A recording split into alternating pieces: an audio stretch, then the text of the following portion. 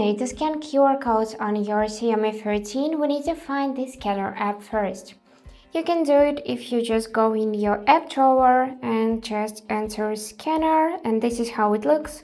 Or, most convenient way, you can just swipe down from the upper right corner to trigger the control center, and here find scanner as well.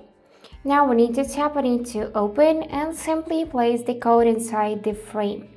Also, you can tap on this icon and select any photo which include QR codes right from your gallery. And now let me take this piece of paper which includes this tiny QR code, and I'm gonna simply point the camera at it like that, and it would be automatically scanned and we can see the content of this QR code. We can search for this content and we can copy text. And that's it for today. Hope this video was helpful and thank you for watching.